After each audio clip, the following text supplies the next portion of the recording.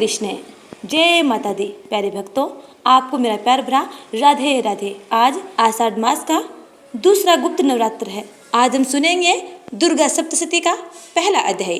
कथा सुनने से पहले जल्दी से चैनल को सब्सक्राइब कर बेल आइकन को जरूर दबा लीजिएगा और ज़्यादा से ज़्यादा लोगों में शेयर कीजिएगा ताकि आपको अधिक से अधिक पुण्य की प्राप्ति हो। तो आइए माता रानी का ध्यान करते हुए कथा को सुनपान करते हैं। महर्षि मार्कंडेय बोले, सूर्य के पुत्र सावर्णी की उत्पत्ति की कथा विस्तार पूर्वक कहता हूँ, सुनो। सावर्णी महामाया की कृपा से जिस प्रकार मनवंतर के स्वामी हुए उसका भी हाल सुनो। पहले स्वारोचिष नामक राजा था। वह प्रजा को अपने पुत्र के समान मानते थे। फिर भी कोला विध्वंसी राजा उनके शत्रु बन गए। दुष्टों को दंड देने वाले राजा सुरथ की उनके साथ लड़ाई हुई। कोला विध्वंसियों के संख्या में कम होने पर भी राजा सुरथ युद्ध में उनसे हार गए। तब वह अपने नगर में आ गए। केवल अपने देश का राज्य ही उनके पास रह गया और वह उसी देश के राजा होकर राज्य करने लगे। किंतु उनके शत्रुओं ने उन पर वहाँ पर भी आक्रमण कर दिया। राजा को बलहीन देखकर उसके दुष्ट मंत्रियों ने राजा की सेना और खजाना अपने अधिकार में कर लिया। राजा सुरथ अपने राज्य अधिकार को हार कर शिकार खेलने के बहाने घोड़े पर सवार होकर वहाँ से एक भयंकर वन की ओर चले गए। उस वन में उन्होंने महर्षि मेधा का आश्रम देखा। वहाँ मेधा महर्षि अपने शिष्यों तथा मुनियों से शोभित बैठे हुए थे और वहाँ कितने ही हिंसक जीव परम शांति भाव से रहते थे। राजा सुरथ ने महर्षि मेधा को प्रणाम किया और महर्षि ने भी उनका उचित सत्कार किया। राजा सुरथ महर्षि के आश्रम में कुछ समय तक ठहरे। अपने नगर की ममता के आकर्षण से राजा अपने मन में सोचने लगे, पूर्व काल में पूर्वजों ने जिस नगर का पालन किया था वह आज मेरे हाथों से निकल गया। मेरे दुष्ट एवं दुरात्मा मंत्री मेरे नगर की अब धर्म से रक्षा कर रहे होंगे या नहीं। मेरा प्रधान हाथी जो कि सदा मद की वर्षा करने वाला और सूरवीर था, मेरे वैरियों के वश में होकर न जाने क्या दुख भोग रहा होगा। मेरे आज्ञाकारी नौकर जो मेरी कृपा से धन और भोजन पाने से सदैव सुखी रहा करते थे और मेरे पीछे पीछे चलते थे, वह अब निश्चय ही दुष्ट राजाओं का अनुसरण करते होंगे तथा मेरे दुष्ट एवं दुरात्मा मंत्रियों द्वारा व्यर्थ ही धन को व्यय करने से संचित किया हुआ मेरा खजाना एक दिन अवश्य खाली हो जाएगा। इस प्रकार की बहुत सी बातें सोचता हुआ राजा निरंतर दुखी रहने लगा। एक दिन राजा सुरथ ने महर्षि मेधा के आश्रम के निकट एक वेश्या को देखा। राजा ने उससे पूछा, भाई तुम कौन हो? यहाँ तुम्हारे आने का क्या कारण है और तुम मुझे शोकग्रस्त अनमने से दिखाई देते हो, इसका क्या कारण है? राजा के यह नम्र वचन सुन वेश्या ने महाराज सुरथ को प्रणाम करके कहा। वेश्या बोला, राजन मेरा नाम समाधि है।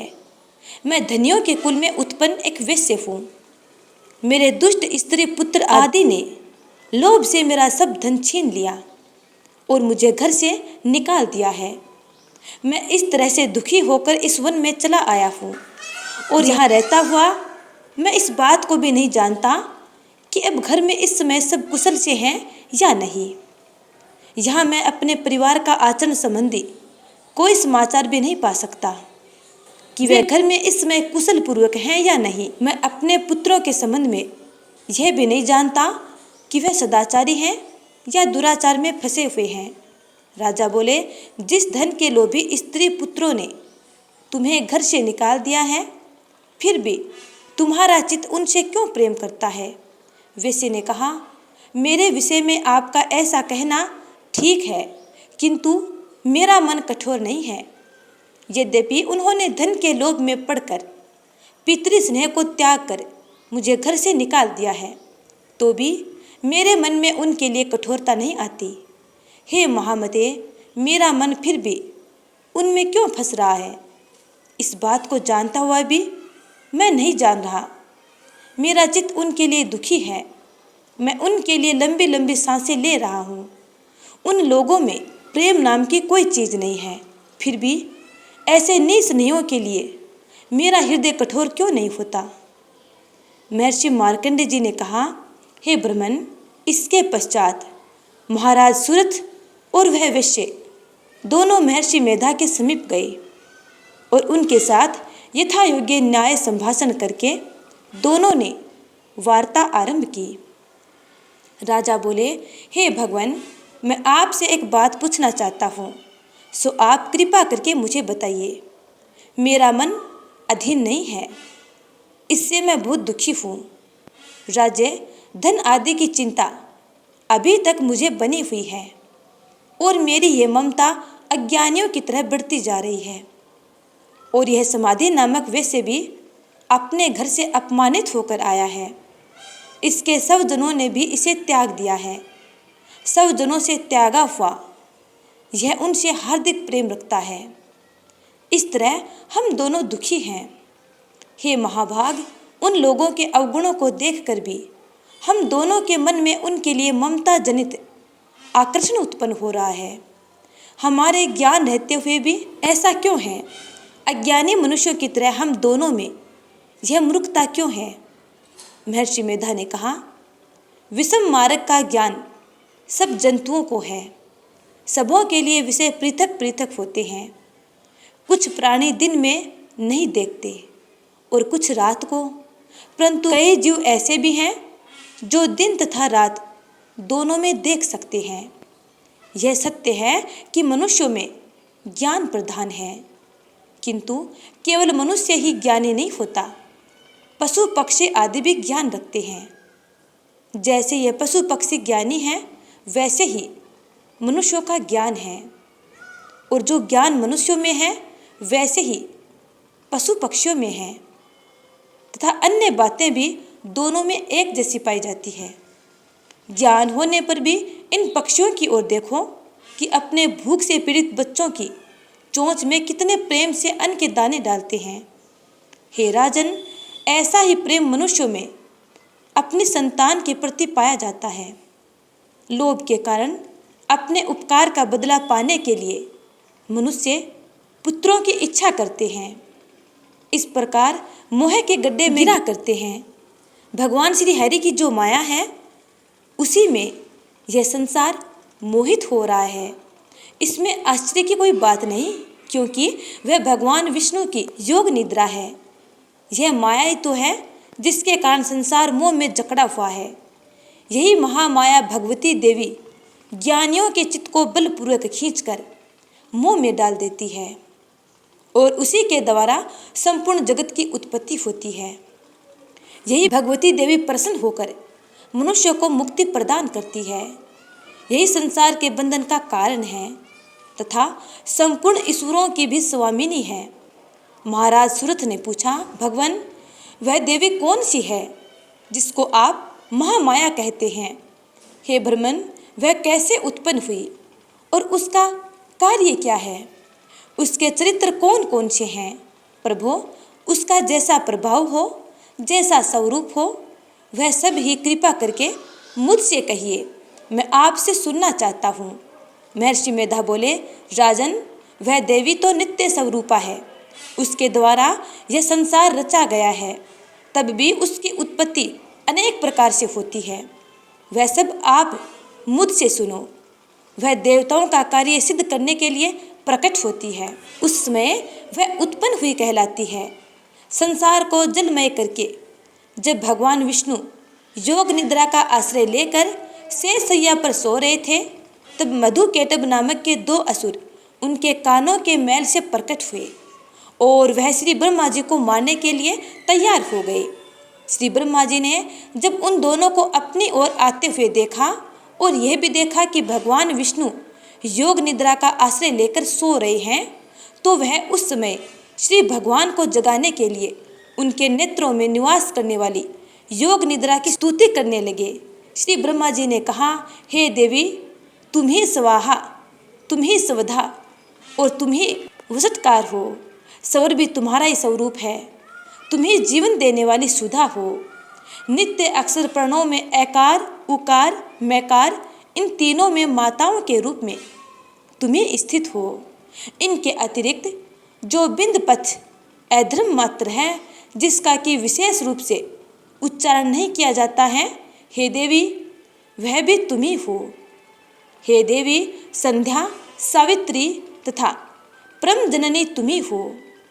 तुम इस विश्व को धारण करने वाली हो। तुमने ही इस जगत की रचना की है और तुम ही इस जगत का पालन करने वाली हो। तुम ही कल्प के अंत में सबको भक्षण करने वाली हो। हे देवी, जगत की उत्पत्ति के समय तुम सृष्टि रूपा होती हो, पालन काल में स्थिति रूपा हो और कल्प के अंत में संहार रूप धारण कर लेती हो। तुम ही महाविद्या, महामाया, महामेधा, महारात्रि और मोहरात्रि हो। श्री ईश्वरी और बोध स्वरूपा बुद्धि भी तुम ही हो। लज्जा, पुष्टि, तुष्टि, शांति और क्षमा भी तुम ही हो। तुम खंग धारिणी, शूल धारिणी, घोर रूपा तथा गदा, चक्र, शंख और धनुष को धारण करने वाली हो। बाण, भुसुंडी और प्रीग, यह भी तुम्हारे ही अस्त्र हैं।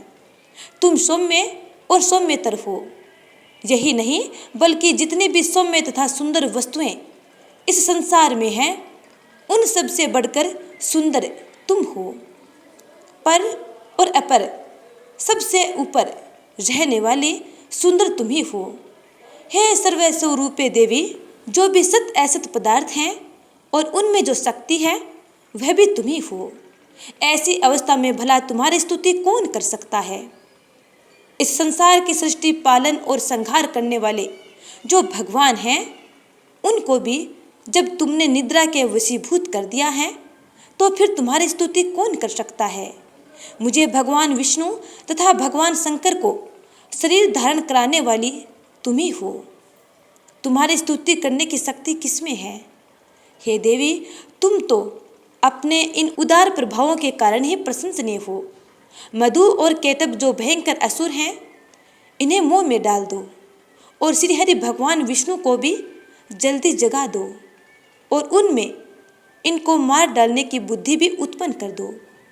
महर्षि मेधा बोले, हे राजन, जब श्री ब्रह्मा जी ने देवी से इस प्रकार स्तुति करके भगवान को जगाने तथा मधु और केटब को मारने के लिए कहा, तो वह भगवान श्री विष्णु के नेत्र, मुख, नासिका, बाहु, हृदय और वक्ष स्थल से निकल ब्रह्मा जी के सामने खड़ी हो गई।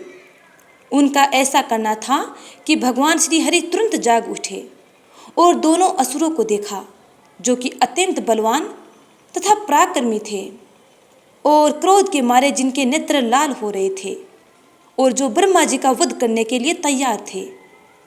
तब क्रुद्ध हो उन दोनों दुरात्मा असुरों के साथ भगवान श्री हरि पूरे 5000 वर्ष तक लड़ते रहे। एक तो वह अत्यंत बलवान तथा पराक्रमी थे, दूसरे महामाया ने भी उन्हें मोह में डाल रखा था। अतः वह श्री भगवान से कहने लगे, हम दोनों तुम्हारी वीरता से अत्यंत प्रसन्न हैं, तुम हमसे कोई वर मांगो। भगवान ने कहा, यदि तुम मुझ पर प्रसन्न हो तो अब तुम मेरे हाथों से मर जाओ। बस इतना सा ही वर मैं तुमसे मांगता हूँ, और दूसरे वर से क्या प्रयोजन। महर्षि मेधा बोले, इस तरह से जब वह धोखे में आ गए और अपने चारों ओर जल ही जल देखा, तो भगवान श्री हरि से कहने लगे, जहाँ पर जल न हो, सूखी जमीन हो, उसी जगह हमारा वध कीजिए। महर्षि मेधा कहते हैं, तथास्तु कहकर भगवान श्री हरि ने उन दोनों को अपनी जांघ पर लिटाकर उन दोनों के सिर काट डाले। इस तरह से यह देवी श्री ब्रह्मा जी के स्तुति करने पर प्रकट हुई थी। अब तुमसे उनके प्रभाव का वर्णन करता हूँ, ध्यानपूर्वक सुनो। तो प्यारे भक्तों, दुर्गा सप्तशती का पहला अध्याय यहीं पे समाप्त होता है। आगे की कथा जानने के लिए अगले अध्याय का इंतजार करना। तब तक के लिए जय श्री राधे, जय माता दी।